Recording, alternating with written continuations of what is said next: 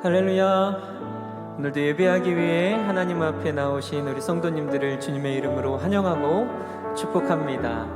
오늘 이 시간 우리의 마음을 다해서 또 믿음으로 하나님 앞에 찬양의 고백을 올려드릴 때 하나님께서 그 찬양 가운데 놀랍도록 역사하시고 또 말씀을 통해서도 귀한 은혜 부어주실 줄 믿습니다.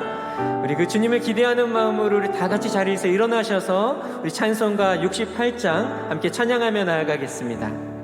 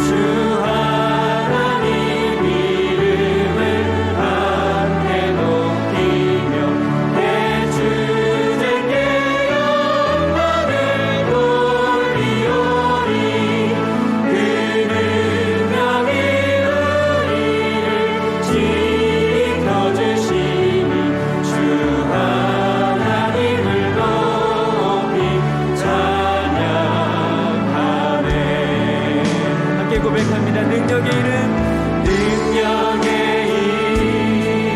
이름 예수, 권능의 이름 예수, 모든 능력을 파하는 예수, 생명 되신. 다시 한번 우리의 믿음으로 능력의 이름 예수,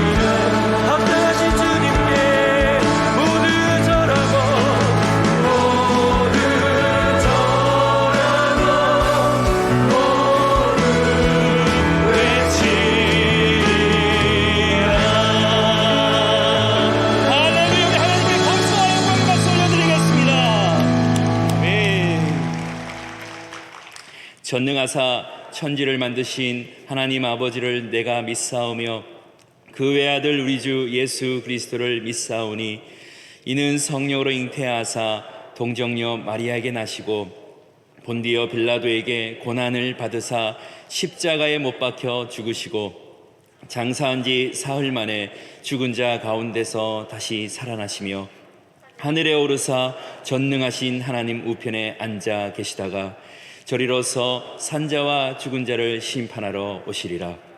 성령을 믿사오며 거룩한 공회와 성도가 서로 교통하는 것과 죄를 사하여 주시는 것과 몸이 다시 사는 것과 영원히 사는 것을 믿사옵나이다.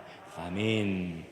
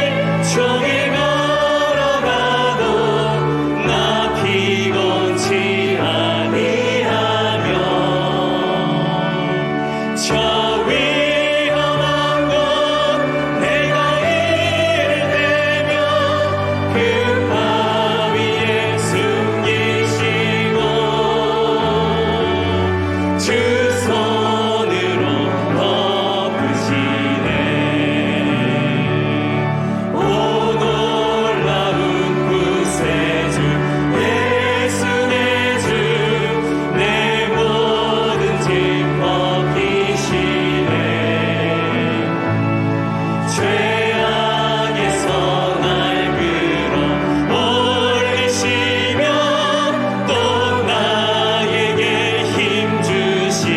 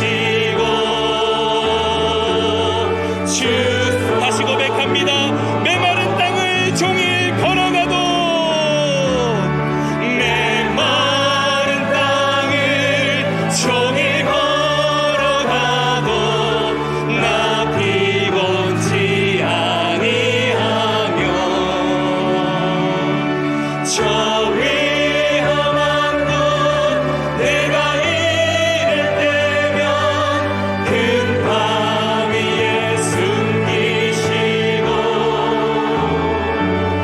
주 손으로 덮으시네. 오직 주의 사랑에 매여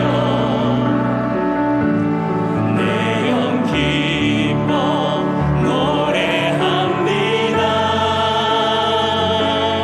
이 소망의 언덕 기쁨의 땅에서 주께 사랑드립니다. 오직 주의 임재 안에 오직 주의 임재 안에 갇혀 내 영 기뻐 찬양합니다. 이 소명의 언덕 거룩한 땅에서 주께 경배드림. 주께서 주신 모든 은혜 주께서 주신 모든 은혜 나는 말할 수 없네. 내 영혼 즐거이 주 따르렵니다. 주께 내 삶을 오직 주의 사랑에 매여 오직 주의 사랑에 매여 내 영 기뻐 노래합니다. 이 소망의 언덕 기쁨의 땅에서 주께 사랑드립니다. 오직 주의 임재 안에 갇혀 내 영 기뻐 찬양합니다. 이 소명의 언덕 거룩한 땅에서 주께 경배드립니다. 주께서 주신 모든 은혜 나는 말할 수 없네. 내 영혼 즐거이 주 따르렵니다. 주께서 주신 모든 은혜 주께서 주신 모든 은혜 나는 말할 수 없네. 내 영혼 즐거이 주 따르렵니다. 마지막으로 고백합시다. 주께서 주신 모든 은혜 나는 말할 수 없네. 내 영혼 즐거이 주 따르렵니다. 주께 내 삶 드립니다. 하나님 아버지 감사합니다. 2월 첫 주일 예수님의 십자가의 은총으로 담대함을 얻어 은혜의 보좌 앞에 나와 예배드리게 하시니 감사합니다. 오늘도 예배를 통해 하늘의 신령한 복과 예비된 은혜와 응답을 우리에게 주실 줄 믿습니다. 우리의 머리털까지 세시며 알고 계신 좋으신 하나님이 우리의 아버지 되시고 사망의 음침한 골짜기 가운데 목자가 되어주심에 감사합니다. 오늘 그 하나님을 예배하며 높이오니 우리의 경배와 감사와 찬양을 받아 주시옵소서. 하나님, 이 땅의 모든 가정들을 위해 기도합니다. 구정 연휴를 맞았지만 가족들과 함께 모이기 어려운 상황에 있습니다. 시대적 어려움이 우리의 모든 관계마저 길을 막고 어려움을 주고 있습니다. 하늘의 하나님, 이 어려울 때 우리 모든 가정을 돌보시사 특별히 멀리 계신 부모님들, 떨어져 있는 자녀들을 돌보아 주시옵소서. 외롭지 않게 하여 주시고 안전히 붙들어 주시기를 원합니다. 우리의 가정이 구원받은 믿음의 가정 되기를 원하오니 나의 부모님, 자녀들, 배우자, 온 가족이 예수를 구주로 삼아 하늘 소망 갖고 살게 하여 주시옵소서. 다친 마음들을 하나님께서 열어주시고 얼어붙은 마음이 녹아져 예수를 믿고 구원받아 우리의 가정들이 자자손손 믿음의 대를 잇는 믿음의 명문 가문들로 축복하여 주시옵소서. 우리 가정의 문설주에 어린 양의 보혈이 덮여지는 역사가 있어서 온 가정이 구원을 얻는 역사가 일어나게 하여 주시옵소서. 홀로 외로움을 견뎌내야 하는 연약한 분들을 위해 기도합니다. 이를 위해 저희가 하나님의 손과 발이 되기를 원합니다. 세상을 향한 섬김의 발, 세상을 향한 도움의 손이 되어 하나님이 이루고자 하는 일들을 교회를 통해 이루어 주시옵소서. 가뭄의 때에 모든 한국교회가 일어나 빛의 사명, 소금의 역할 온전히 감당하여 이 땅의 연약한 사람들을 일으키는 하나님의 마음을 시원케 하는 역사가 일어나게 하여 주시옵소서. 하나님, 이 땅을 위해 기도합니다. 이 땅의 전염병과 모든 기근도 하루속히 물러가고 회복되게 하여 주시옵소서. 무엇보다 분열되지 않도록 십자가로 하나 되는 대한민국 되게 하여 주시옵소서. 선교사님들의 피로 믿음의 선조들의 기도로 세워진 한국교회와 대한민국을 끝까지 지켜 주시옵소서. 여호와를 자기 하나님으로 삼은 거룩한 나라 되게 하여 주시옵소서. 선교 한국 되게 하여 주시옵소서. 주님의 재림을 온전히 준비하는 제사장 나라 되게 하여 주시옵소서. 이를 위해 세운 한국교회들마다 시대적 소명과 사명을 말씀대로 감당하게 하여 주시옵소서. 무엇보다 강단의 말씀이 힘이 있게 하여 주시옵소서. 제단에 뜨거운 불꽃이 타오르게 하여 주시옵소서. 주의 이름으로 모이는 모든 처소마다 예배들마다 죄사함과 하나님을 향한 열정이 회복되게 하여 주시옵소서. 하나님, 은혜를 더하사 하나님의 임재가 있는 예배가 되게 하여 주시옵소서. 오늘도 주의 말씀 앞에 섭니다. 이 땅에 임한 기근은 양식이 없어 주림이 아니며 물이 없어 가람이 아니요 여호와의 말씀을 듣지 못한 기갈이라 하셨사오니 오늘의 말씀이 넘치는 생수가 되며 우리를 먹이는 생명의 양식이 되게 하여 주시옵소서. 말씀을 전하시는 담임 목사님에게 엘리사 영감의 7배를 허락하여 주셔서 하나님이 우리에게 하시고자 하는 말씀이 가감없이 온전히 대언되는 시간 되게 하여 주시옵소서. 말씀을 듣는 우리 모두는 마음의 문을 활짝 열고 순종하며 결단하고자 하오니 부드러운 마음과 옥토박 같은 마음을 허락하여 주셔서 말씀으로 인해 30배, 60배, 100배의 결실을 맺게 하여 주시옵소서. 정성껏 준비한 찬양을 주님 흠양하여 주시고 기쁘게 받아 주옵시고 찬양 가사 한 절 한 절이 저희 모두의 신앙 고백 되게 하여 주시옵소서. 시종을 주님께 온전히 의탁드리며 예수님의 이름으로 기도합니다. 아멘.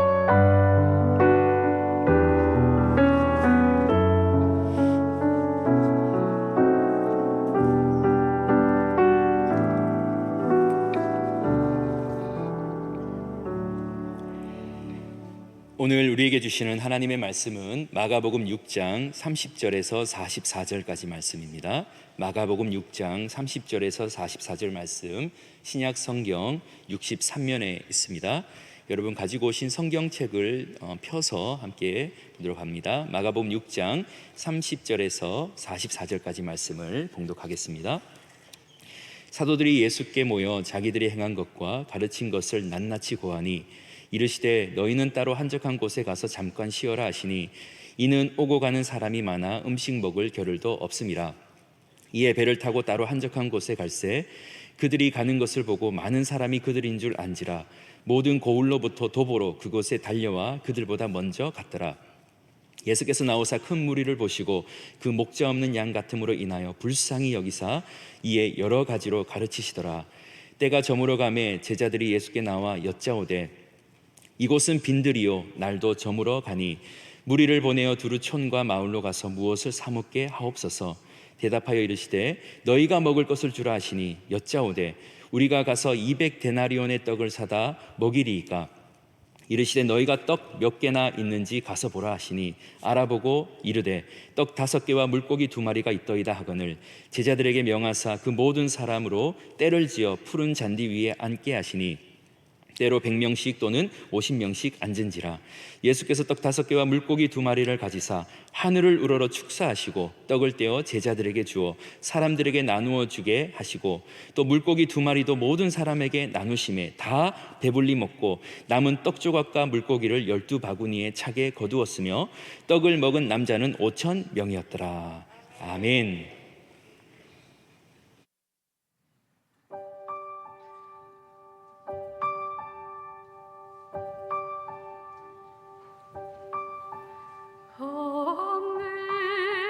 Amazing grace, how sweet the sound that saved a wretch like me. I was lost, but now I'm found, was blind, but now I see.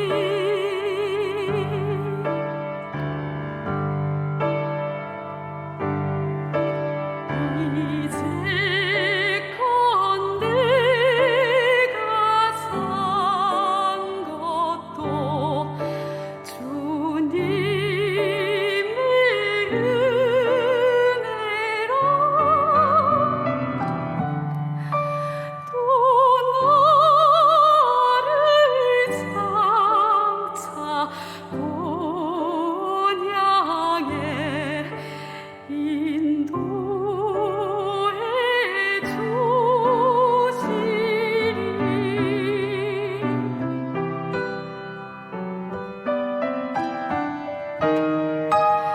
거기서 우리 영원히 주님의 은혜로 해처럼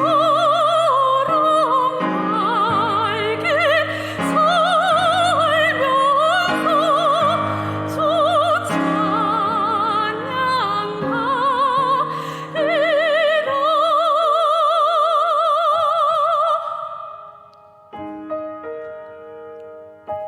주 Amazing grace,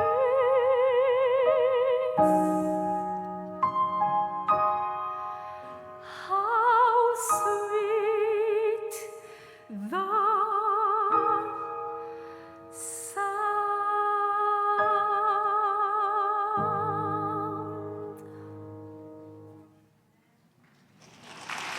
네, 감사합니다.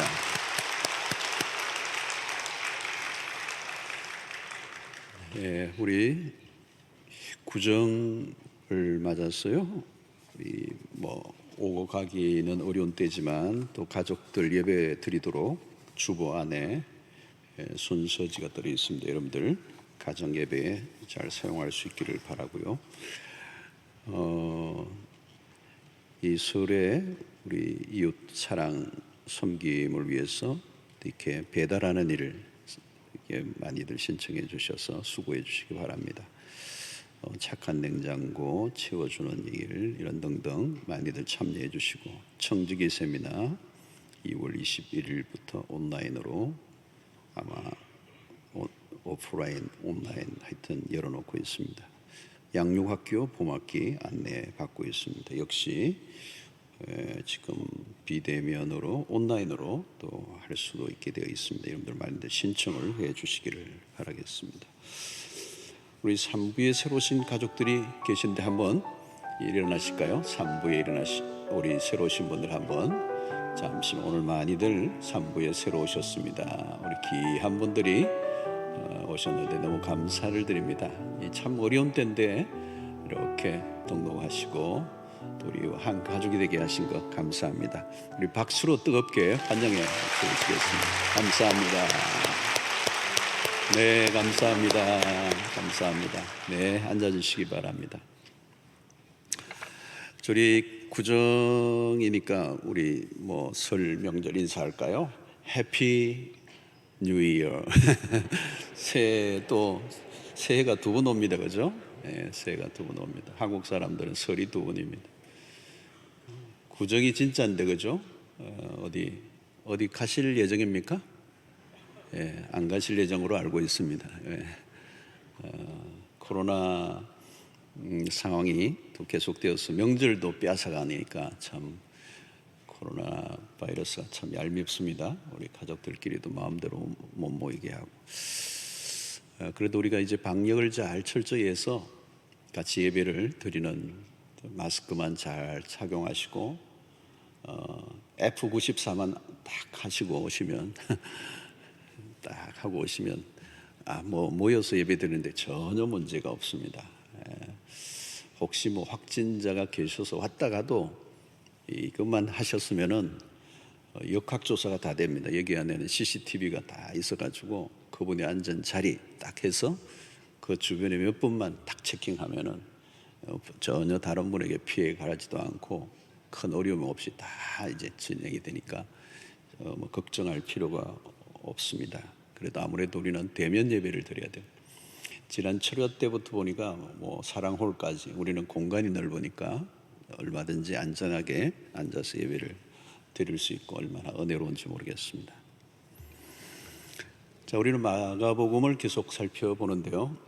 특별히 우리는 복음서를 살펴볼 때 우리가 가져야 될 매우 중요한 관점은 그리스도가 어떤 분이신가 하는 것입니다. 성경을 읽을 때 우리의 계속 관찰하는 주목해야 되는 핵심은 그리스도가 어떤 분이신가 하는 것입니다. 예수님의 공생애가 활발하게 펼쳐지면서 이목을 집중시키죠. 그래서 많은 사람들이 몰려들었습니다. 병 낫게 하고 귀신을 쫓아내고 그 가르치시는 것이 권세가 있고, 그러니까 아마 엄청난 인산인해가 예수님에게로 몰려들었습니다. 자연히 제자들도 굉장히 바빴겠죠. 그래서 오늘 이 본문 앞부분에 보면 식사할 겨를도 없었다 그랬습니다. 얼마나 일이 폭주했는지를 보여주죠. 그런데 예수님이 제자들에게 잠깐 쉬도록 말씀을 하시고 제자들이 휴식하도록 이렇게 말씀하시는 대목이 앞부분에 나옵니다. 예수님이 역시 이제 사역을 하시지만 또 쉼과 균형을 잘 가지신 분이시다는 걸 보여주고 있고요. 오늘 이 본문에서 앞부분에 나오는 예수 그리스도는 안식을 주시는, 안식을 원하시는 주님이십니다.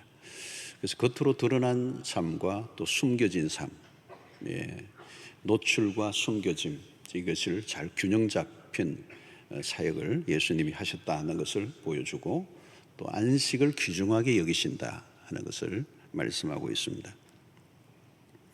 자, 그 안식 안에 오늘 이 오병이어 사건이 이제 들어 있습니다. 오늘 이제 우리가 다루는 핵심적인 내용은 오병이어 사건인데요. 이 오병이어는 사복음서에 다 기록이 되어 있습니다. 마태, 마가, 누가, 요한복음.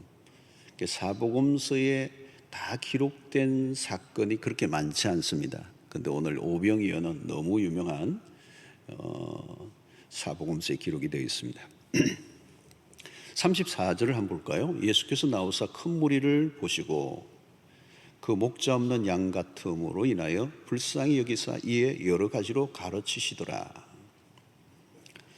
여러분, 여기에서 우리가 좀 봐야 될 대목이 뭐냐면 예수께서 큰 무리를 보시고 그 목자 없는 양 같음으로 인하여 불쌍히 여기사라는 대목입니다. 여기 우리가 주목해야 될 단어가 불쌍히 여기사라는 것입니다. 자, 이것은 무리를 바라보시는 예수님의 마음입니다. 마음. 왜 불쌍히 여기셨는가? 목자 없는 양 같음으로. 자, 우리는 이 양을 키우는 걸 본 적이 별로 없어서 잘 모르는데 이제 이스라엘, 팔레스타인이나 또 요즘도 뉴질랜드나 또 호주의 아웃백에 가면 양을 키우는 모습을 봅니다. 목자 없는 양. 이건 한마디로 뭘 말하느냐면 유리방황하는, 목자가 없으면 양은 스스로 먹이를 구하러 다녀야 되죠. 근데 이 팔레스타인의 지형은 그렇게 목초지가 널려 있지 않습니다. 곳곳에 흩어져 있는데 양이 스스로 그 목초지를 찾아갈 수 없습니다. 이게 목자가 없는 양은 그 한마디로 가장 불쌍한 상태입니다. 그리고 맹수의 위협도 있고, 그리고 스스로 먹이를 찾을 수 없기 때문에 죽을 수밖에 없는 운명과 같은. 예수님은 왜 그 흠무리를 보시면서 목자 없는 양 같음으로 불쌍히 여기셨다는 거예요. 이것은 큰 무리, 지금 거기에 있는 눈앞에 있는 무리도 포함되겠지만, 이 불쌍히 여기심은 사실은 그 당시 이스라엘의 민족 전체를 향한 목자가 없는 그런 백성들의 모습이고, 더 크게 확장하면 온 인류를 포함할 수가 있겠습니다. 목자가 없는 양과 같은 사람들을 불쌍히 여기셨다. 목자가 없는 비참한 삶의 모습을 주님이 바라보셨다는 겁니다. 자, 오늘 여기서 불쌍히 여기다라는 이 말을 우리는 많이 다른 표현으로 쓰기도 하는데요. 긍휼이라는 단어입니다. 긍휼. 영어로는 compassion이죠. compassion. com과 passion. 이게 이제 라틴어에서 온 단어입니다. 영어가. 이 본래 뜻은 뭔가 하면 함께 고통받다는 뜻입니다. 함께 고통을 받다. 불쌍히 여긴다. 긍휼히 여긴다. 이 표현은 함께 고통을 받는다. 그러니까 가벼운 동정심을 의미하지 않습니다. 그러니까 고통하는 곳에 깊이 들어가 그 사람의 고통 안으로 들어가서 그분과 함께 고통을 당한다. 이제 이런 의미가 이 불쌍히 여기다는 말의 뜻이 있습니다. 그러니까 이 단어는, 긍휼이라는 단어는 가벼운 단어가 아닙니다. 우리가 어떤 사람을 긍휼히 여긴다라고 할 때 이거는 굉장히 시리어스한 거예요. 굉장히 깊이 있는 얘기입니다. 대개는 우리는 긍휼히 여기는 것을 원치 않습니다. 그러니까 어떤 힘들고 고통하는 사람을 보면 우리 외면하고 싶어요. 왜냐하면 그 안으로, 고통 안으로 들어가는 것은 굉장히 심각한, 나에게도 어려움을 줄 수 있기 때문에. 길거리에 노숙자에게 동전을 던져주는 것은 누구나 할 수가 있습니다. 그러나 긍휼히 여긴다는 말은 다른 뜻입니다. 그분의 고통 안으로 들어간다는 얘기입니다. 이제 우리가 형제도 마찬가지예요. 형제가 굉장히 힘들 때 형제에게 얼마를 도움을 줄 수 있는데 긍휼히 여긴다는 말은 다른 표현입니다. 그 형제의 고통 안으로 내가 들어갈 수 있는가? 쉽지가 않죠, 여러분. 예수님의 사역의 중심에가 뭐가 있느냐면 이 긍휼이 있습니다. 그래서 우리는 하나님을 가리켜서 긍휼의 하나님, 또 긍휼의 풍성하신 하나님, 이런 표현을 많이 쓰죠. 그러니까 하나님의 성품의 중심에 긍휼이 있습니다. 하나님의 세상에 당신의 아들을 보내신 이유 안에도 하나님의 성품이 있습니다. 긍휼히 여기심, 불쌍히 여기심. 그러니까 인카네이션이라는, 예수 그리스도 이 땅에 오셨다는 그 사실이 뭘까요? 고통의 한가운데로 들어오신 겁니다. 컴패션입니다, 이게. 여러분, 아직도 세상이 심판받지 않고 돌아가는 것은 하나님의 긍휼하심 때문입니다. 하나님의 긍휼이 없었다면 우리도 오늘 존재하지 않습니다. 그래서 우리가 구원받았다는 것, 또 우리가 여기 살고 있다는 것, 다 하나님이 우리를 불쌍히 여겨주셨기 때문이다. 그럼 우리가 하나님으로부터 배워야 될 매우 중요한 것 가운데 하나가 긍휼이라는 단어입니다. 긍휼. 하나님의 은혜라고 얘기할 때 그 은혜의 한가운데 긍휼이 있습니다. 자, 하나님의 긍휼은 피상적인 동정심과 거리가 먼 것입니다.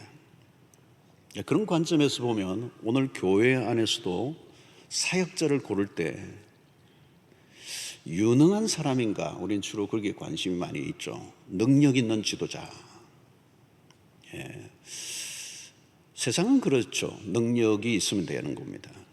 그 이상 능력이 있으면 되는 거예요. 그러나 여러분, 이 능력만 강조하면 위험합니다. 능력은 결과에 초점을 맞추고 있습니다. 목적을 이루기 위한 수단과 방법이 강조되고 전략과 기술이 중요하죠. 그게 욕심까지 끼어들면 조작이 들어갑니다. 이것은 세상에서 일어나는 일이에요. 그런데 교회는 달라야 합니다. 교회도 그런데 세상과 비슷하게 접근을 할 때가 참 많습니다. 오늘날 교회가 목회자를 청빙하거나 일꾼을 세울 때 중요한 기준을 교회를 성장시켜줄 사람을 찾습니다. 교회를 전반적으로 운영을 잘 해줄 사람을 찾아요.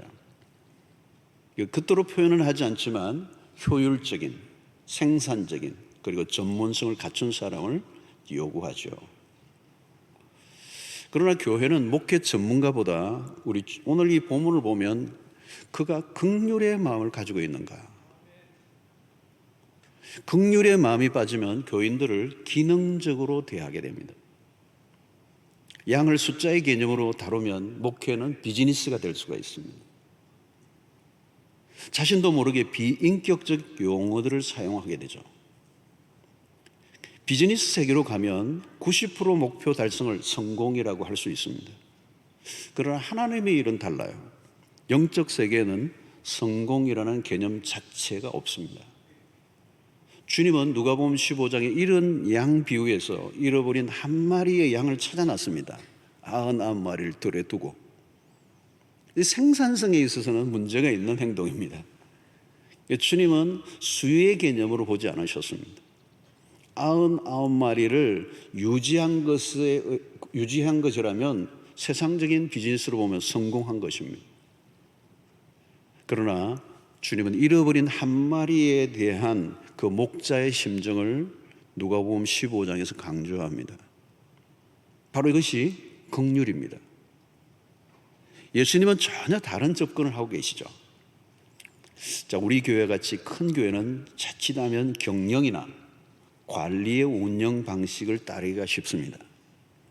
거대한 조직 유지나 행정적인 기능이 강조되면 우리도 모르게 교회는 세상의 조직을 닮아가게 됩니다. 주님의 사역의 중심부에는 뭐가 있느냐 하면 긍휼이 있습니다. 프로그램을 얼마나 잘 다루는 유능한 사람인가 보다 사람을 대하는 태도. 여러분, 예수님은 사람을 어떻게 대하셨습니까? 히브리서 4장 15절에 보면 우리에게 있는 대제사장은 우리의 연약함을 동정하지 못하실 이가 아니요 모든 일에 우리와 똑같이 시험을 받으신 이로되 죄는 없으시니라. 이 백성들의 연약함과 아픔에 공감할 줄 아는 분이셨다. 고통당하는 백성에 대한 아픔을 가지고 계셨다는 것. 그래서 하나님이 사용하시는 사람은 긍휼의 마음을 가지고 있는 사람. 긍휼의 마음을 가져야 하나님의 동력자가 될 수가 있어요. 긍휼의 마음이 가는 곳이 부르시는 곳이에요. 불쌍히 여기는 마음을 가질 때 우리는 거기에서 책임의식을 느끼게 되죠. 그 고통 안으로 들어가려고 해야 하는 것이죠. 다른 사람은 전혀 못 느끼는데 나에게는 아픔으로 다가온다면 그것이 부르심입니다. 애굽에서 노예 생활하던 히브리 민족에 대한 고통이 하늘에 상달됩니다. 하나님이 당신의 백성들의 고통을 들으시고 하나님이 그 고통을 이렇게 품으신 거예요. 그래서 출애굽기 3장 7절에 보면 여호와께서 이르시되 내가 애굽에 있는 내 백성의 고통을 분명히 보고 그들이 그들의 감독자로 말미암아 부르짖음을 듣고 그 근심을 알고. 하나님은 고통하는 백성의 아픔에 공감을 하시고 그 고통으로부터 건져내기 위하여 모세를 부르십니다. 그래서 그 모세에게 이 백성의 고통을 이제 들으라는 거죠. 그리고 그게 반응하라고 요청하십니다. 하나님은 깨어지고 망가진 세상에 대해서 매우 아파하시는 분이십니다. 하나님은 긍휼이 참으로 많으신 분이십니다. 자, 오늘 이 긍휼이 어떻게 나타나는가 하는 게 오병이의 사건입니다. 35절에 보니까 때가 저물어가매 제자들이 예수께 나와 여짜오되 이곳은 빈 들이요 저물어가니 그랬습니다. 시간이 저물어가고 어둠이 밀려오는데 빈들입니다. 아무것도 없어요. 제자들이 손쉬운 제안을 하나 꺼내 넣었습니다. 36절에 보니까 무리를 보내어 두루 촌과 마을로 가서 무엇을 사 먹게 하옵소서. 여러분, 이 제자들이 지금 이 제안을 들어보면 제자들에게 뭐가 없는가 하면 긍휼이 없습니다. 목자 없는 양같이 불쌍히 여기는 주님의 마음이 없어요. 그냥 두루 흩어 보내서 알아서 먹게 하자는 거예요. 예. 그때 주님이 제안을 하시죠. 37절에 대답하여 이르시되 너희가 먹을 것을 주라 하시니 여짜되 우리가 가서 200데나리온의 떡을 사다 먹으리까. 이 제자 중에 또 한 사람, 참 똑똑한 사람이 나오죠. 어디를 가나 계산을 잘하는 사람은 항상 있습니다. 200데나리온이나 듭니다. 예수님 물정을 모르시군요. 이런 거죠. 왜 예수님이 너희가 먹을 것을 주라고 하셨을까요? 제자들을 떠보신 거죠. 믿음이 있는지, 벌어진 상황에 대해서 어떻게 반응하는가를 보면 그 사람의 믿음이 보입니다. 제자들은 지극히 상식적인 반응을 하고 있죠. 그때 주님은 너희들이 먹을 것을 주라.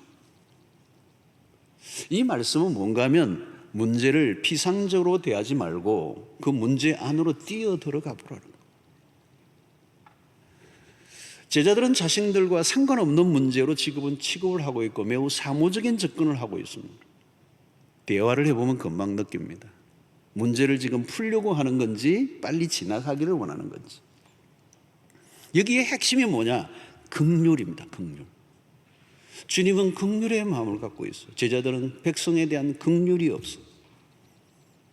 여러분, 긍휼의 마음을 가지면요, 이게 눈에 들어와요. 눈에 들어와요. 할 일이 눈에 들어와요. 요즘 코로나 팬데믹으로 참 어려움을 많이 겪고 있고 우리 교회 사역도 사실 많은 게 이렇게 제한을 받고 있습니다. 그런데 이 긍휼의 관점으로 보면 이전보다 할 일이 더 많아요. 그래서 우리 사역자들 가운데 이전보다 더 바쁜 분들이 많아요. 너무 보이는 거죠. 긍휼의 마음을 가지고 그 긍휼이 소명자로 살게 하는 것입니다. 오병이의 기적은 어떻게 일어났습니까? 그러면 누군가 보리떡 5개와 물고기 2마리를 주님에게로 가져왔습니다. 참 작고 초라한 것이죠. 그러니까 오병이어라고 하는 것은 소년의 한 어린아이가 먹는 한 끼 분량입니다. 이게 보리떡 5개라고 하지만 뭐 우리같이 막 파전같이 이렇게 큰 게 아니에요. 아니면 우리 오늘 요즘 떡갈비 이런 게 아니에요. 아주 초라한 그런 떡이고 물고기 2마리도 어마어마한 이런 참치 이런 게 아니고요. 멸치 이런 거예요. 그러니까 아이가 먹는 이 오병이어니까 너무너무 초라한 겁니다. 그런데 그것과 뭘 비교하고 있느냐면 5,000명, 남자만 5,000명이었더라 그래요. 남자라고 여기 표현은 성인 남자를 말합니다. 그러니까 아이들과 여자를 포함하면 2만 명 정도를 추산하는 거죠.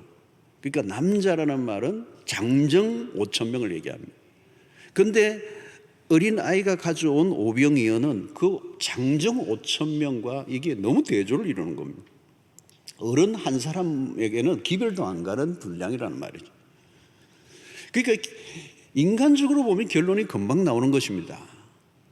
그런데 여러분, 우리가 놓치지 말아야 할 것은 주님이 그것을 사용하셨다는 것입니다. 인간적으로 보기에 초라할 수도 있어요. 언제나 그렇습니다, 여러분. 하나님은 세상이 하는 방식과 전혀 달라요. 세상을 보면요, 뭐든지 삐까번쩍해요. 처음에는 대단하고요, 화려하고요, 웅장하고요, 세계 최대 이래요.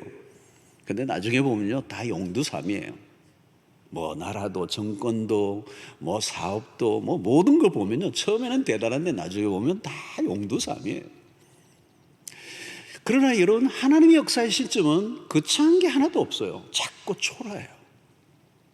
겨자씨같이 미미하고, 골리앗 앞에 선 다윗도 마찬가지죠. 아주 초라해 보이고요, 그가 들고 있는 것도 무기도 아니에요. 우리말로는 짱돌이에요. 근데 골리앗을 넘어뜨리는 거예요. 예수님은 마구간에서 나셨어요. 기독교의 역사의 출발은 미미합니다. 오늘 오병이어는 어떻게 보면 예수님의 제자들의 모습입니다. 갈릴리의 촌부들이에요. 보잘것없어 연약한 질그릇과 같은 사람들입니다. 그런데 베드로 어떻습니까? 사도행전 초반부에 보면 설교하는데 하루에 3,000명이 회개하고 돌아오는 역사예요. 여러분, 주어진 현실이 미미하다고 낙심하지 마십시오. 현재 내 상태 조건이 너무 부족하다고 자학하지 마세요. 오늘 여기에 오병이어가 어디로 옮겨지는가가 중요해요. 그 오병이어가 주님의 손으로 옮겨지는 순간, 그 순간 땅의 일이 하늘의 사건으로 변하는. 여러분, 무엇을 가지고 있는가 보다 누구와 연결되느냐에 있습니다. 내가 움켜쥐고 있으면 그것으로 끝납니다. 진짜 소년이 먹고 끝나버릴 것이지만 주님에게로 넘길 때, 주님의 손에 쥐어질 때 새로운 역사를 만들어내는, 상상을 넘어서는 정식이, 맥시마이저가 일어나는 역사가 있게 되는 것입니다. 자, 오늘 이 오병이어 사건은 하나의 상징성을 가진 매우 중요한 사건입니다. 자, 이 사건은 예수님이 무리들이 먹을 것이 없기 때문에 먹을 것을 배불리 주었다라고 하는 이상의 의미가 있습니다. 오늘 41절을 여러분 보십시오. 41절을 보는 동안에 동사를 잘 주목하십시오. 예수께서 떡 5개와 물고기 2마리를 가지사가 아니고 가지사. 영어로 take예요, take, 그죠? 그 다음에 하늘을 우러러 축사하시고 bless. 떡을 떼어 동사죠. break, 떼어. 그 다음에 제자들에게 주어 give. 사람들에게 나누어 주게 하시고 또 물고기 2마리도 모든 사람에게 나누어 주셨다. 여기 가지사, 축사하시고 떼어 주시다라고 하는 단어들. 근데 흥미로운 것은 이 동사들이 주님의 마지막 만찬에서도 동일하게 사용하신 동사예요. 무엇을 얘기하는 걸까요, 여러분? 이 떡을 떠는 행위와 그리스도의 십자가의 죽으심은 같은 의미, 상징을 말하는 거예요. 이렇게 떡을 떼는 사건은 상징적인데, 떼는 사건이 그리스도의 육체의 찢어주심, 십자가를 의미하는 것입니다. 여러분, 우리가 성찬식을 할 때마다 시각적인 겁니다. 왜 여러분 성찬식 할 때 떡을 두고, 요즘은 그냥 하는데 우리가 좀 사람이 좀 적을 때는요, 큰 빵덩어리 하나를 툭 떼면서 해야 그게 실제적인 거예요. 우리는 조그만하게 만들으니까 실감이 안 나는, 사실은 떼는 작업이 있어야 돼요. 예수님이 그렇게 하셨거든요. 큰 빵덩어리를 떼사. 이게 왜냐하면 예수님의 육체를 찢으시는 사건을 시각화하는 것입니다. 그래서 예수님이 마지막 때에 떡을 떼시며 만찬 때도 받아 먹으라, 이게 뭐라고요? 내 몸이니라 그랬어요. 그러니까 주님은 당신의 몸을 나누어 주고 있는 것이죠. 이것은 이스라엘 백성들이 광야에서 만나를 먹는 사건과도 연결이 되는 겁니다. 하나님이 매일 만나를 하늘로부터 내려주셨습니다. 그러나 이스라엘은 그 만나의 의미를 몰랐어요. 이것을 요한이 좀 더 구체적으로 가르쳐주고 있습니다. 요한복음 6장 49절을 보면 너희 조상들은 광야에서 만나를 먹었어도 죽었거니와 그랬어요. 매일 하나님이 만나를 내려주셨는데도 그들은 죽었다는 의미가 뭘까요? 자, 오병이어의 기적만 보고 한 끼 해결한 것으로 만족하고 끝난다면 이것은 예수의 기적을 놓친 것입니다. 요한이 얘기한 글에서 귀를 기울여야 되는데요, 요한복음 6장 50절로 51절입니다. 이는 하늘로서 내려오는 떡이니 사람으로 하여금 먹고 죽지 아니하게 하는 것이니라. 나는 하늘에서 내려온 살아있는 떡이니 이 떡을 먹으면 영생하리라. 내가 줄 떡은 곧 세상의 생명을 위한 내 살이니라 하시니라. 35절에 한 번 더 보십시오. 예수께서 이르시되 나는 생명의 떡이니 내게 오는 자는 결코 줄이지 아니할 터이요 나를 믿는 자는 영원히 목마르지 아니하리라. 여러분, 떡이, 진짜 떡은 뭐냐? 그리스도 당신이라는 거예요. 다 배불리 먹고 남는 역사는 그저 주어진 것이 아니라 그리스도가 당신 자신을 바치심으로 주어진 은혜다라는 겁니다. 여러분, 이 오병이의 사건을 통하여 어떤 일이 지금 오늘 본문에 일어나는가? 42절 보십시오. 오늘 설교 제목이고 42절 한 절이 이렇게 짧습니다. 성경 암송하기 굉장히 좋은 구절이에요. 다 배불리 먹고 이러면 한 절이 딱 암송되는 거예요. 자, 여러분, 이게 설교 제목이에요. 오늘 상징적인 표현입니다. 다 배불리 먹고. 요한복음에는 뭐라고 얘기하느냐면 그들이 원하는 대로 주사 그랬어요. 그 말은 뭐냐면 그 군중들이 배 사이즈에 따라 다 주셨다는 거예요. 많이 드시고 싶은 분은 더 주고 원대로 주셨다는 거예요. 더블로 주시고 꽃배기로 주시고 무한 리필로 주시고 뭘 마음껏 먹었다는 거예요. 자, 여러분, 여기에서 다 배불리 먹고라는 이 표현은 하나님의 나라가 지금 도래한 것을 상징적으로 표현한 것입니다. 성도 여러분, 인간의 타락으로 인하여 찾아온 현상 중 하나가 뭔가 하면 결핍입니다. 배가 고프고 목이 마르고 이게 인류가 겪는 일상이에요. 그래서 예수님이 큰 무리를 바라보시며 불쌍히 여기신 이유는 뭔가? 육신적 필요 때문이 아니에요. 근원적인 목마름이에요. 하나님을 떠난 인간이 겪는 것이 뭐냐? 허기짐이에요. 아무리 노력해도 이 공허함이 채워지지가 않아. 일평생 결핍을 해결하려고 몸부림을 치는 게 인생이에요. 돈을 아무리 벌어도 결핍을 느껴. 여러분, 우리가 그리스도를 알기 전에 삶이 그랬습니다. 부족과 결핍에 시달렸어요. 안 채워지는 거예요. 이스라엘 백성들이 왜 광야에서 원망과 불평으로 일삼았는가? 불만족이 일상이었어요. 돌아서면 배가 고파요. 이것은 빵의 문제가 아니고 욕망의 문제예요. 아무리 채워도 부족한 거예요. 그래서 여러분, 하나님을 떠난 인간의 비참한 상태의 특징이 뭔가? 부족함, 불만족, 결핍. 여러분, 누가복음 15장의 탕자가 집을 떠난 순간부터 그는 결핍이 시작된 거예요. 날 무엇을 해도 아슬아슬한 겁니다. 왜 그래요, 여러분? 하나님을 떠난 인간은 원천적인 공급이 끊긴 겁니다.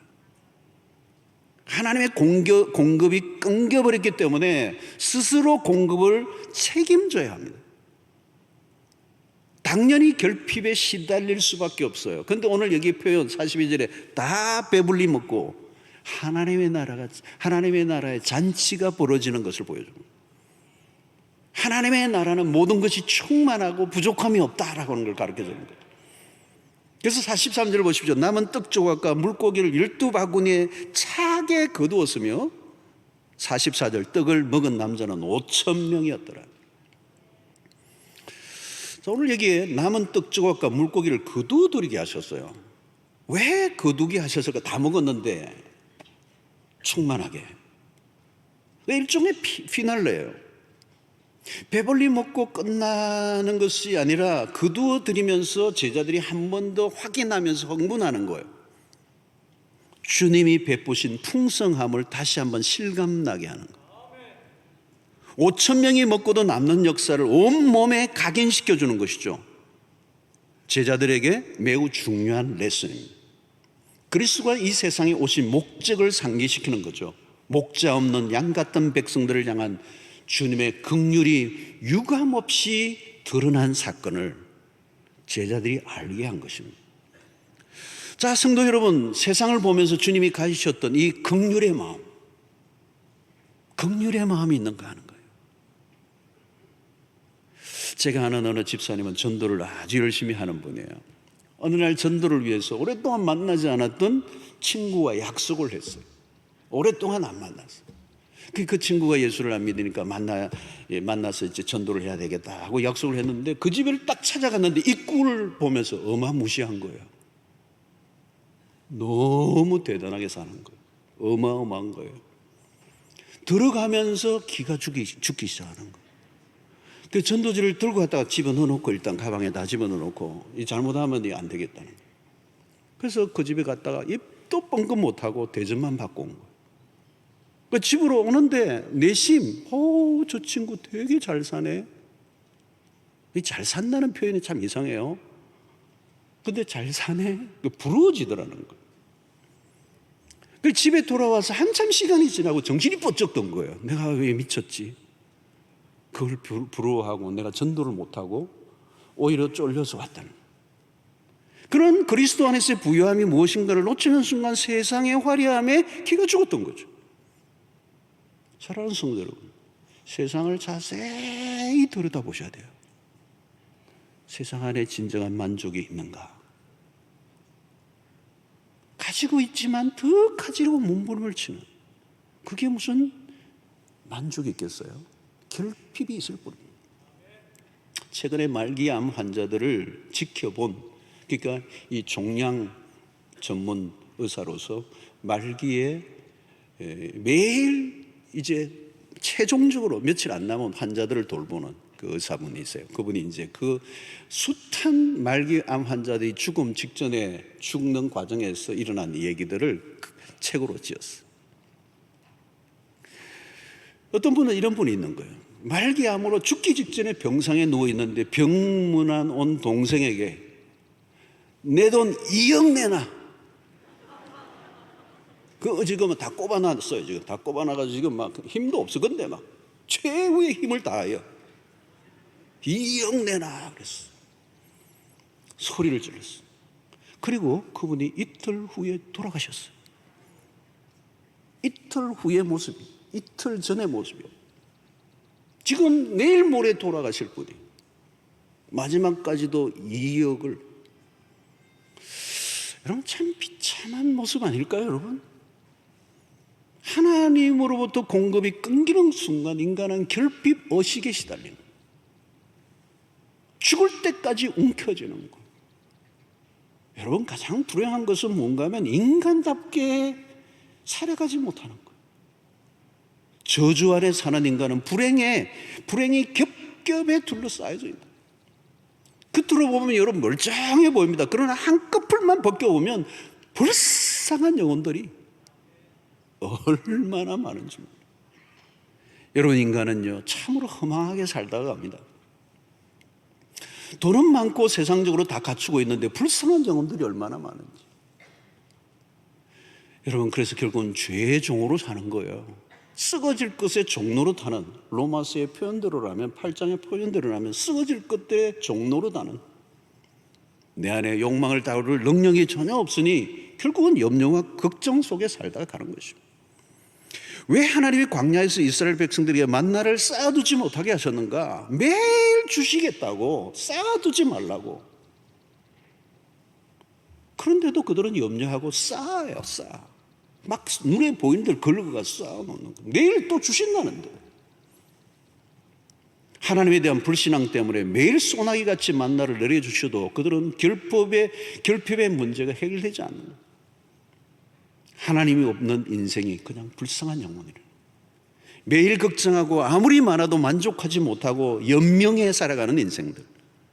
자기의 욕심을 채우려고 수단과 방법을 가리지 않고 발악을 하며 살아가는 사람들. 얼마 되지 않은 돈 때문에 형제지간에도 원수가 되어 살아가는 사람들. 여러분, 돈은 가지고 있는데 평안이 없고 날마다 전쟁터같이 살아가는 사람들. 자세히 보면 인간의 상태는 참으로 비참해요. 지금 세상에 왜 이렇게 망가졌는가? 여러분, 앞으로도 여러분 더 망가지지 않을 이유가 없는 세상을 우리가 살고 있습니다. 그러므로 신자가 제대로 세상을 바라보면 불쌍히 여기는 마음이 일어나야 돼요. 우리가 세상에 줄 것이 있어요. 세상에 우리에게 줄 게 아무것도 없어요. 우리가 세상에 줄 것은 바로 예수 그리스도입니다. 처음 예수를 믿게 되었을 때 기쁨을 여러분들 기억해 보십니까? 여러분, 처음 예수를 믿고 내가 그 예수로 환희에 빠져 있을 때 세상의 모든 것을 다 가진 것 같은 그 기쁨. 그냥 모든 게 나를 얽매고 있던 게 다 풀려지는 그 자유함. 그냥 감사가 나오고요. 감사가 막 넘치는 거예요. 원망과 불평이 다 사라져. 예수 그리스도 한 분만으로 만족하네. 그 찬양을 막 100번 불러도 그냥 그게 아멘이 되고, 그 그리스도 안에서 주어지는 포만감, 다윗의 고백처럼 여호와는 나의 목자시니 내게 부족함이 없으리로다. 여러분, 이게 오늘 42절에 다 배불리 먹고예요. 단순히 육체적인 배만을 의미하지 않습니다. 총체적인, totally 총체적인 만족. 바울은 그리스도 안에서 충만함을 강조합니다. 여러분, 골로새서 2장 9절로 10절 보십시오. 그 안에는 신성의 모든 충만이 육체로 거하시고 너희도 그 안에서 충만하여졌으니 그는 모든 통치자와 권세의 머리시라. 에베소서 1장 23절에도 교회는 그의 몸이니 만물 안에서 만물을 충만하게 하시는 이의 충만함이니라. 이 심오한 말씀이라 아멘이 좀 적은 것 같긴 한데요. 이게 오면 이 충만이라는 단어가 계속 나오고 있어요, 여러분. 충만. 그 안에서 충만하였으니 만물 안에서 만물을 충만하게 하시는 이의 충만이니라. 여러분, 이 세상에는 충만이라는 게 없습니다. 부족함만 있을 뿐입니다. 어디를 가도 여러분 뭐가 부족해요? 몇 프로가? 충만이라는 말은 퍼펙트예요. 완성된 거예요. 거기에는 어떤 부족과 결핍도 없는 상태. 그리스도가 충만하신 분이고 그 그리스도를 우리 안에 충만히 모실 때 우리에게 찾아오는 감정이 그거예요. 어떤 것도 우리를 부대끼게 할 수 있는 게 없는, 우리를 흔들어 놓지 못하게 하고 우리를 견고하게 만드는 충만을 경험한다는 거예요. 그러니까 복을 받는다는 정도가 아니라 복의 원천이신 하나님이 내 안에 거하신다라고 하는 표현입니다.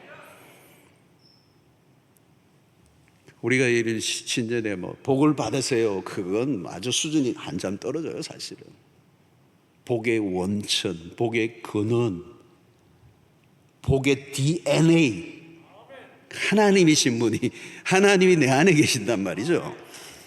여러분, 오늘 우리가 이 세상 속에서 먼저 확인해야 될 것은 내가 예수로 배부른 자인가? 신앙생활이 무슨 추상적인 것이 아니고 오늘 여기 다 배불리 먹고라는 말은 굉장히 하나님의 나라가 구체적으로 우리에게 임했다는 겁니다. 큰 무리들이 다 배불리 먹었다는 이 말은 이미 하나님의 나라가 시작되었음을 말씀합니다. 그리스도와 함께 살아가는 삶 자체가 만족을 주는 것이고 충만을 주는 것이고 안식을 주는 것이고 평안을 주시는 것이고 욕망에 쫓기고 결핍의 악순환에 허덕이는 삶을 청산하게 만드는 능력이 그리스도 안에서 주어진다는 거예요. 그래서 하박국서의 이 마지막 고백이 이런 겁니다. 하박국 3장 17절 18절의 마지막 부분이 너무 멋있잖아요. 노래로도 있지만 비록 무화과 나무가 무성하지 못하며 포도나무에 열매가 없으며 감람나무에 소출이 없으며 밭에 없음이 없을지라도 나는 여호와로 말미암아 즐거워하며 나의 구원의 하나님으로 말미암아 기뻐하리로다. 이게 빌립보서 4장에서 바울이 내가 어떠한 형편에 처하든지 자족하기를 배웠느니 구약이나 신약이나 하나님의 사람들은 동일하게 경험했던 하나님의 나라라고 하는 것입니다. 난 다른 것 없어도 예수만 있으면 돼. 난 예수가 있어. 그게 신자의 자신감이고 당당함이고 배부름이어야 한다는 거. 예수 곁에 붙어 있으면 충만함이 있다는 거죠. 그분이 복의 근원이시기 때문에 우리의 삶에서 예수님이 주변에 밀려나면 그때부터 바닥을 끓는 것입니다. 인간이라는 존재 자체가 결핍이기 때문에. 사랑하는 성도는 우리를 배부르게 하는 것은 그리스도요, 그리스도의 말씀입니다. 사람은 하나님의 말씀을 먹어야 삽니다. 우리의 영을 살리는 것은 말씀입니다. 말씀으로 영이 살아나면 힘이 나는 거죠. 하나님의 말씀의 인도를 받으면 사는 길이 열릴 줄로 믿습니다. 말씀은 곧 그리스도예요. 그 말씀으로 배를 불리면 충만함이 오는 것입니다. 말씀은 우리를 하나님에게로 인도합니다. 그 하나님은 우리의 아버지가 되십니다. 다 배불리 먹는 삶은 하나님의 아버지 되심을 경험하는 삶이라는 거예요. 하나님이 우리의 아버지가 되신다는 건 끝난 거 아닙니까, 여러분? 광야에서 이스라엘 백성들은 거기까지 눈을 뜨지 못한 것입니다. 매일 내려주시는 만나를 끌어모으려고 애를 썼어요. 영적인 눈이 열리지 않을 때 그렇게 비극적으로 살게 되는 것입니다.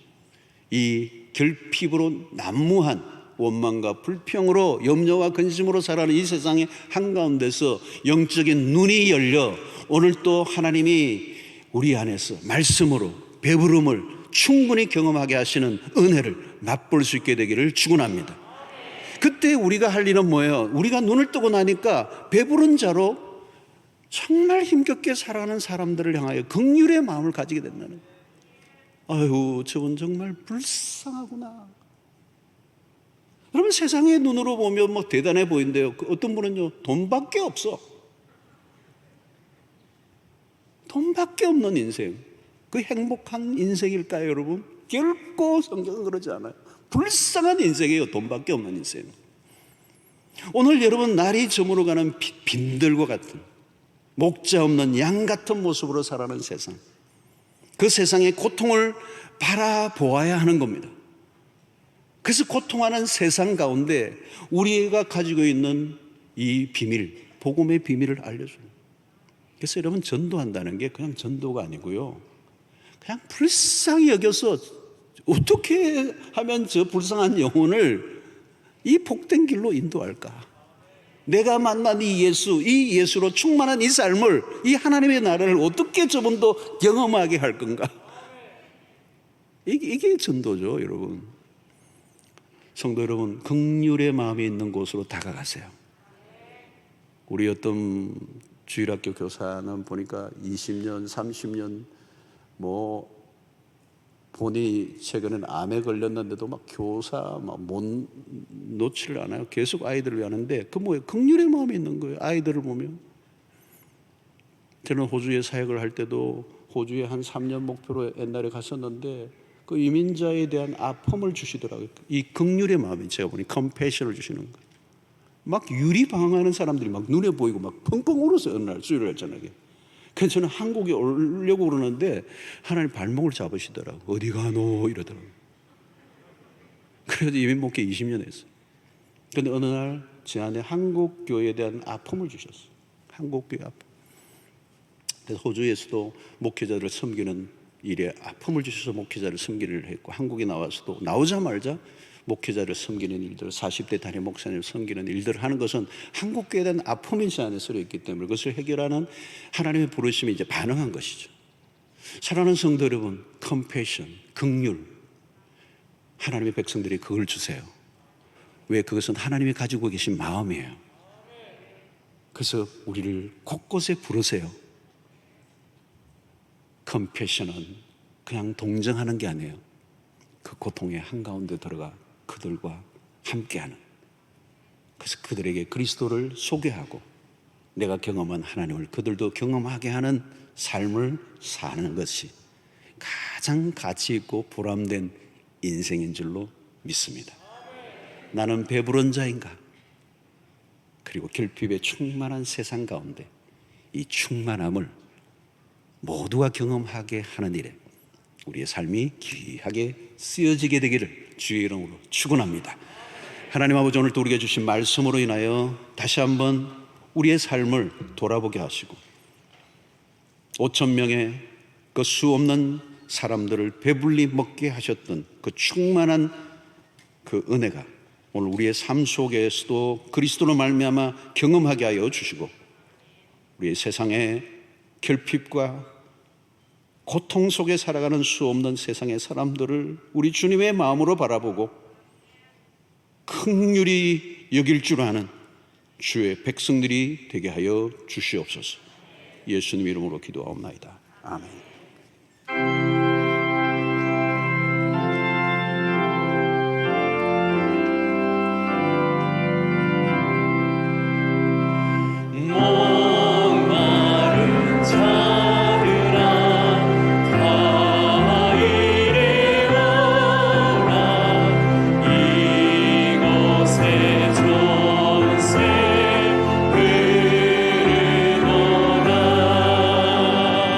힘쓰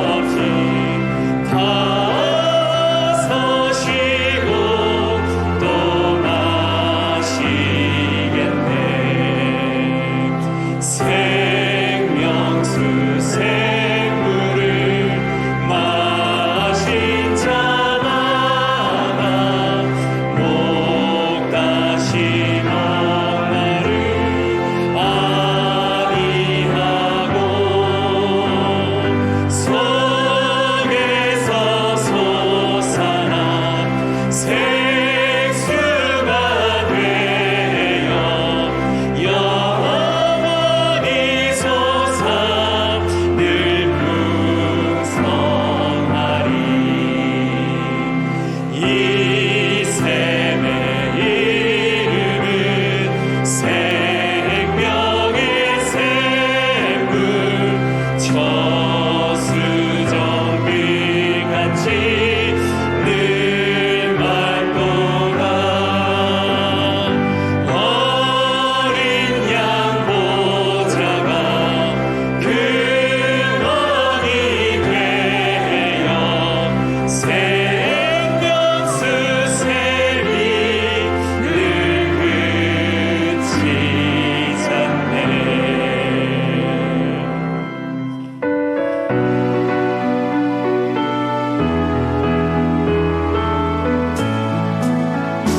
내가 만민 중에 오죽게 감사하며 주님을 찬양하리.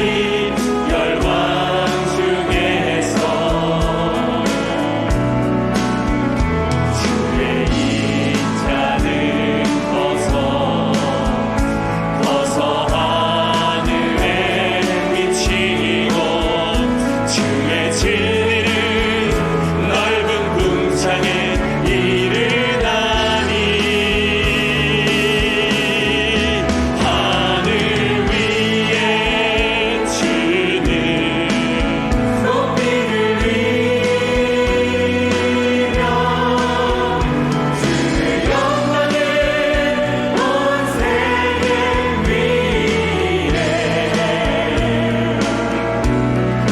하늘 위에 주는 높이 들리며 주의 영광은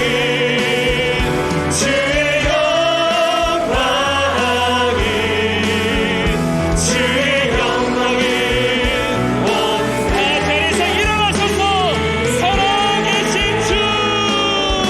살아계신 주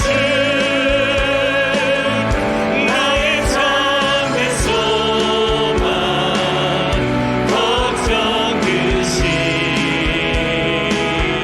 전혀 없네. 사랑의 주는 할 길 인도하니. 내 모든 삶의 기쁨 늘 충만하네. 살아계신 주는 나의 참된 소망 걱정 근심 전혀 없네. 사랑의 주는 할 길 인도하니. 내 모든 삶의 기쁨 늘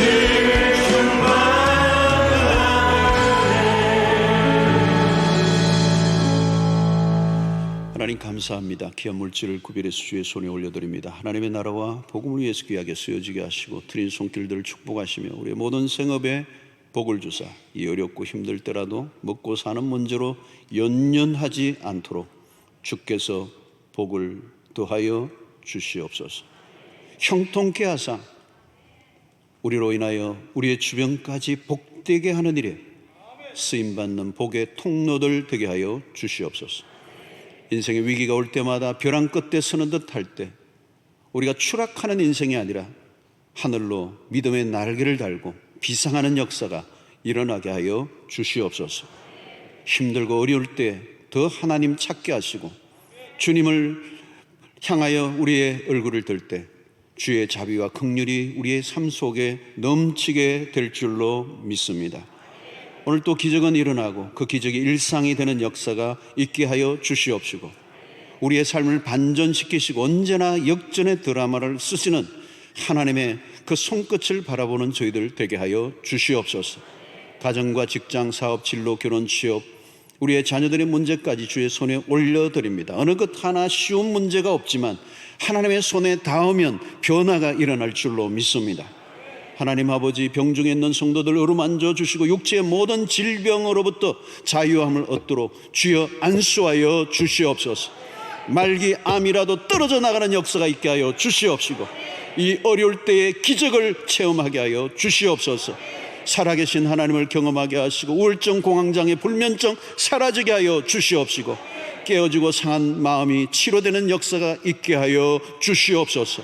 이 명절에 우리의 환경을 주장하여 주시옵시고, 모든 우리의 이 코로나로 둘러싼 상황의 이 악조건 속에서도 감사하고 우리 가족들이 사랑하고 우리의 이웃을 돌보는 우리의 손길들 되도록 인도하여 주시옵소서.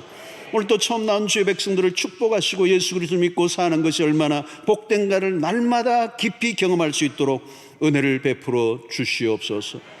우리의 오늘 또 교회를 위해 수고하는 일꾼들에게 복의 복을 더하시고, 흩어져 있는 백성들 군대로 유학으로 출장하러 어디 있든지 주님 눈동자처럼 지켜 주시옵소서. 이번 한 주간도 주의 손에 우리의 삶의 전 영역을 의탁합니다. 전능하신 하나님, 우리의 삶을 붙잡아 주시옵시고 오늘 우리의 일상의 모든 영역 속에 하나님의 신실하심을 경험하게 하여 주시옵소서. 예수님의 이름으로 기도하옵나이다. 아멘. 이제는 우리 주 예수 그리스도의 놀라우신 은혜와 하나님의 크신 사랑과 성령의 교통하심이 이제 우리의 삶 속에 충만함으로 다가오신 그 주님의 충만을 마음껏 만끽하게 하여 주시옵시고, 그리스도 안에서 부유한 자일 뿐만 아니라 이제 세상의 결핍 속에 시달리고 있는 수없는 세상의 사람들을 향하여 나아가 예수 그리스도를 온전히 증거하기로 결단하는 주의 백성들 머리 위에 지금부터 영원토록 함께 있을지어다. 아멘.